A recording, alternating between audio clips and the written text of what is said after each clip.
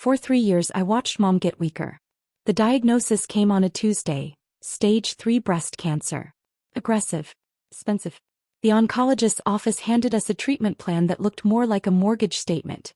$225,000 for the full course of surgery, radiation, and medications. Dad sat in the passenger seat of my car afterward, staring at the paperwork. "We don't have this kind of money," he whispered. "The insurance will cover maybe 60%. Maybe." I'd been living at home since my divorce 2 years earlier, paying $800 monthly rent to help with household expenses. What my parents didn't know was that I'd been rebuilding my life methodically. The marketing consultancy I'd started from their basement had grown into something substantial. While they saw me in pajamas on my laptop, I was pulling in $35,000 a month from Fortune 500 clients. "Don't worry about the money," I told Dad that afternoon. "I'll handle it." He looked at me like I'd offered to fly to the moon. "Honey, this isn't a few thousand for car repairs." But I had already made the decision. The next morning I called the oncology center's financial coordinator. "This is regarding Patricia Chen's treatment plan. I'll be handling all payments directly." The treatment began immediately.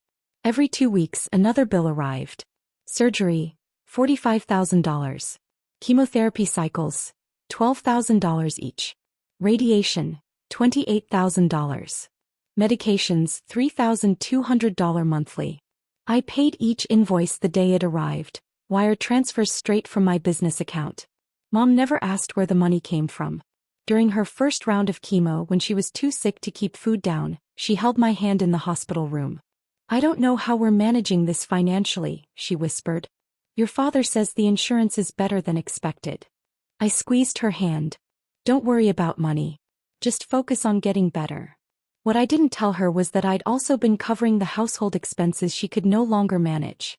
$2,100 in mortgage payments each month, $340 in utilities, groceries, car payments, her prescriptions. By month 6 I was spending $18,000 monthly on family expenses beyond my rent. My business was growing, so the money flowed easily. But more than that, seeing Mom get stronger made every dollar worth it. And it worked. After 18 months her scans came back clear. The cancer was gone.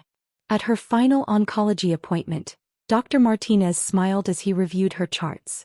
"You've responded incredibly well to treatment. I'll see you every 3 months for monitoring, but you're officially in remission."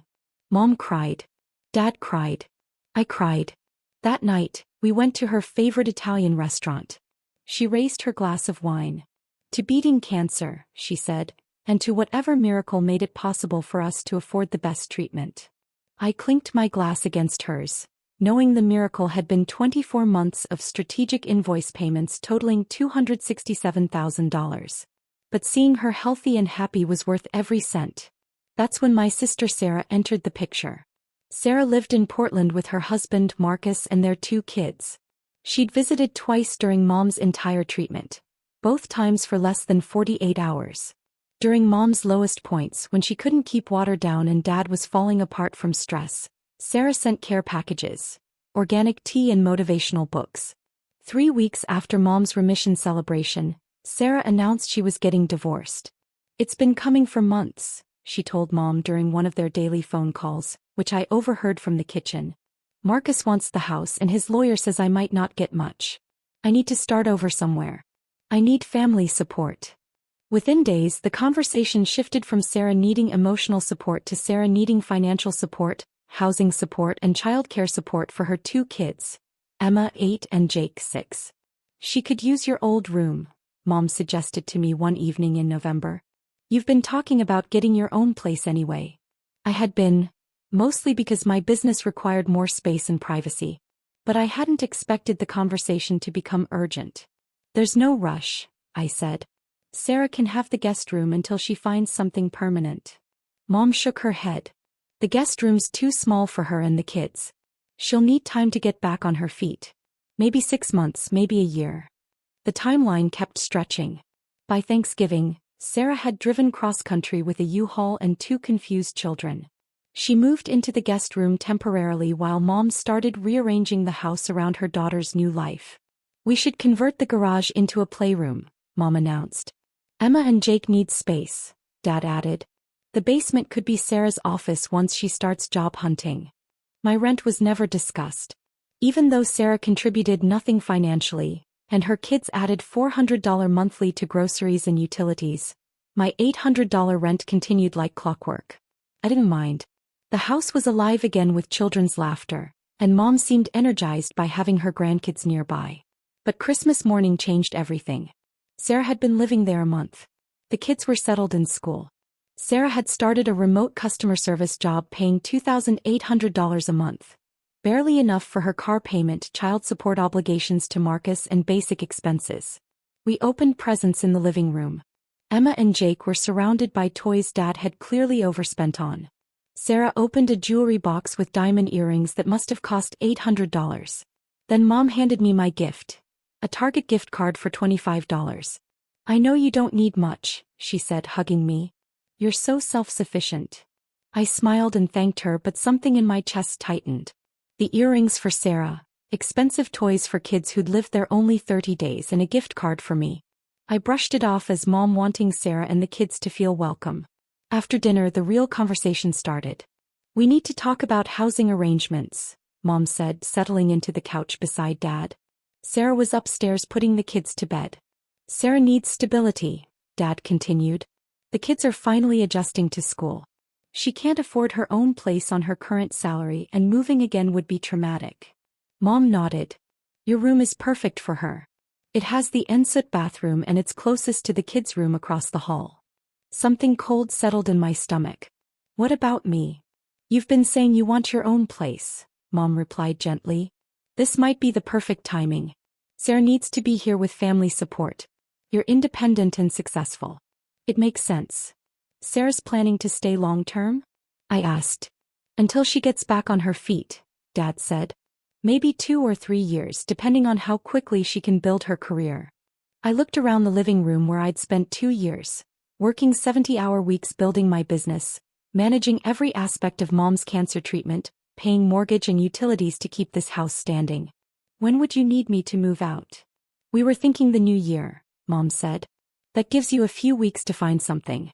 Sarah could start fresh with her own space." January 2nd. That was the deadline. On New Year's Eve, I sat in my room packing boxes while Sarah's kids ran through the hallways with their Christmas toys. I heard Mom and Sarah in the kitchen, laughing as they planned renovations for my room. Paint colors, new furniture, closet systems. The final conversation happened January 1st. "I found a place," I told Mom and Dad over breakfast. "I can move out this week." Mom looked relieved. "That's wonderful, honey. We're so proud of how independent you've become." "Sarah's excited to have her own space," Dad added. "The kids need consistency and she needs to focus on rebuilding her life." I nodded. "I understand. Family first." "Exactly." Mom smiled. "Sarah's been through so much. She needs our support right now." That afternoon I started making phone calls. The first was to Blue Cross Blue Shield. "I need to cancel Patricia Chen's supplemental insurance policy effective immediately. I'm the policy holder and have been covering the premiums." "Sir, this policy covers her cancer monitoring appointments and potential future treatments. Are you sure you want to cancel?" "I'm sure." The second call was to Mom's oncology center. "This is regarding Patricia Chen's account. I'll no longer be covering her quarterly monitoring appointments. Please bill the insurance directly and send any balances to her home address." The third call was to Citibank. "I need to remove the automatic mortgage payment for 142 Maple Street. I've been covering those payments for 2 years. Sir, if those payments stop, the account will be delinquent within 30 days. "I understand." The fourth call was to Pacific Gas and Electric. "Please remove the secondary payment method on account number 7749. I'll no longer be covering utility bills for that address." That afternoon I made 12 more calls. Car insurance payments for both of my parents' vehicles. The lawn service I'd been paying for since Mom couldn't maintain the yard during chemotherapy.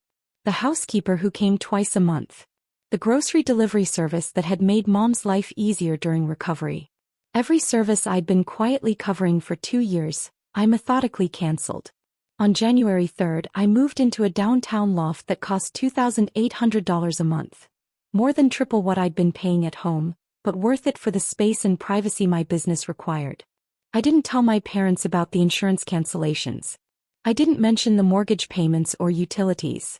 I hugged Mom goodbye, thanked them for letting me stay during my rebuilding years, and promised to visit soon. 2 weeks later, Mom called. "There's been some kind of mistake with my insurance," she said, sounding confused. "They're saying my cancer monitoring appointments aren't covered under my current plan. The oncology center wants $1,200 for last week's appointment." "That's strange," I replied. "Did you call the insurance company?" "Your father spent an hour on the phone with them. They keep saying something about a supplemental policy being canceled, but we never had a supplemental policy." I made sympathetic sounds while reviewing client reports at my new desk. "Insurance companies are so complicated. I'm sure you'll figure it out."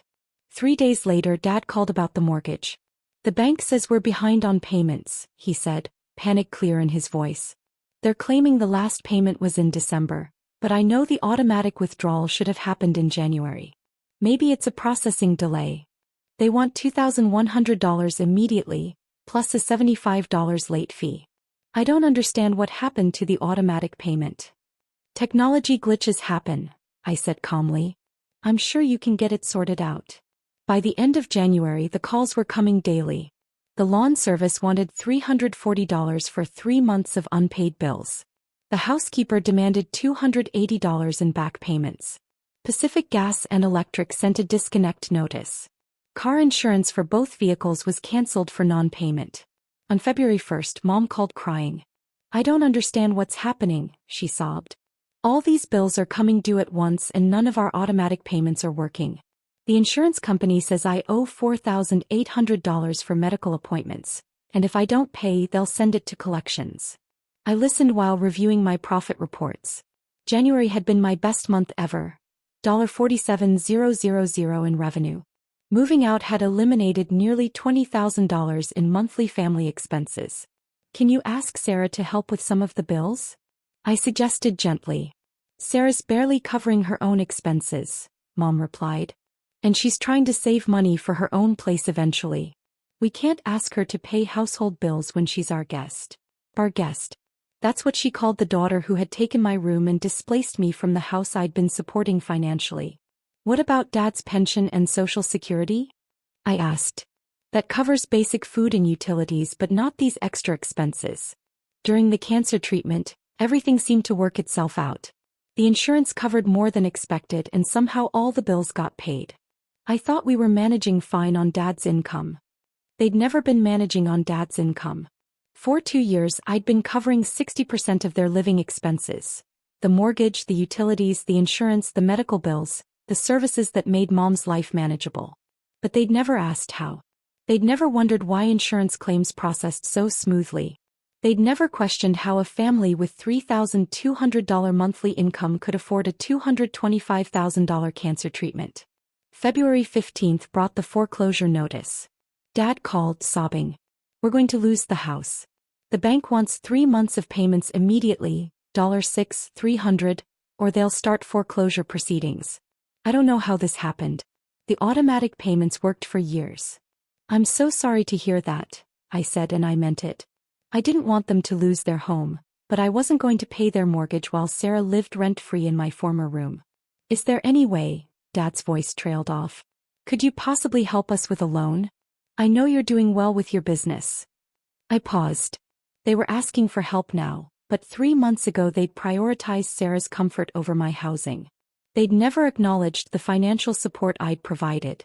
They'd never asked how their bills got paid during Mom's treatment. "Dad, I wish I could, but I've got a lot of business expenses right now. The new office space, equipment purchases.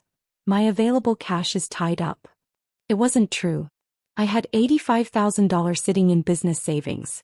But they'd made their choice about family priorities. March brought desperation. The electricity was shut off on March 3rd. The gas on March 7th. Sarah moved the kids back to Marcus's house temporarily because the house was unlivable without utilities. Mom called sobbing. "Sarah's talking about moving back to Portland. She says we can't provide a stable environment for the kids, after everything we've done to support her recovery from the divorce." "That's probably for the best," I said gently. She needs to rebuild her independence anyway. But she's family. Mom cried. She needs us right now. Maybe she needs to figure out how to support herself, I replied. The call ended with Mom hanging up on me. On March 15th, Sarah texted. Mom and Dad are losing their house because of unpaid bills. They think you could help but won't. This is your family. How can you be so selfish? I replied. I lived there for 2 years, paid rent every month and helped however I could. When you needed my room, I moved out without complaint. Now they're asking for money I don't have available. I'm sorry things are difficult. Her response was immediate. You have a successful business. Don't lie about not having money. You're choosing to let your parents become homeless rather than help family. I didn't respond. Let her believe I was selfish. It was easier than explaining that I'd spent $275,000 keeping that family afloat while they credited good insurance and Dad's pension for their financial stability. The foreclosure sale was scheduled for April 12th. On April 1st, Mom made one final call. Please, she whispered. We'll lose everything. 40 years of marriage and we'll lose our home. I know I hurt you by asking you to move out. I know Sarah took your place, but we're desperate. I sat in my loft office, staring at the city skyline. The woman whose life I'd saved with a $250,000 investment. The woman who'd hugged me and called me her hero. The woman who'd kicked me out for the golden child who couldn't cover her own car payment. Mom, I understand you're scared. But I can't take responsibility for everyone else's financial problems. You and Dad are adults. Sarah's an adult. Everyone needs to figure out their own solutions. You don't understand, she cried. We've always been independent. We never asked for help before. That was the moment I realized, they genuinely didn't know. Mom, can I ask you something? Of course. How did you think the cancer treatment got paid for? Silence. The $225,000 in medical bills. Insurance covered 60%. How did you think the other $90,000 got handled? More silence. And during treatment when you couldn't work and Dad was stressed, how do you think the mortgage got paid every month? I could hear her breathing but no words. The supplemental insurance that covered your monitoring appointments. The lawn service. The housekeeper. How do you think those bills were managed? Finally, she whispered. I don't know. I thought we were just managing better than expected. You were managing because someone else was paying. Who? Me, Mom. For 2 years, I covered your medical bills, your mortgage, your utilities, your insurance, your services. Every month, I spent $15,000 to $20,000 keeping this family stable. That's impossible. I can show you bank records, wire transfer receipts, insurance confirmations. Every bill you thought insurance or Dad's pension handled, I covered with my business income. He started crying. When you asked me to move out for Sarah, you weren't just asking me to give up my room. You were asking me to give up my home while continuing to pay for yours. Sarah moved into the room I was paying rent for in the house I was financially supporting, while you asked me to find my own place. We didn't know, Mom sobbed. You didn't ask for 2 years. You never wondered how the money worked. You just accepted that cancer treatment was affordable and life was manageable. Why didn't you tell us? Because you never asked, and because I wanted to help. But when you chose Sarah's comfort over my housing, you made it clear where your priorities were. We can fix this, she said desperately. Sarah can move out. You can come back. We'll figure out the bills together. Mom, I have my own place now.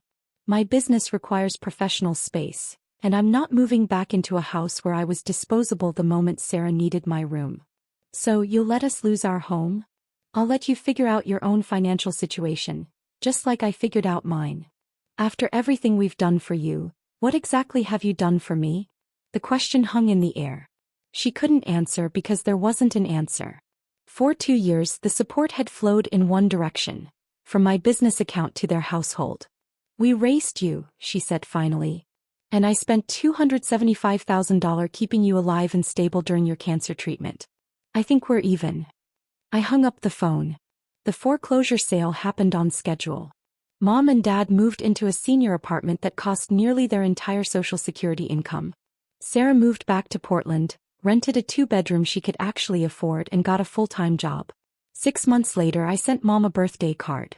Instead I wrote, I hope you're doing well in your new home. I'm grateful your cancer remains in remission.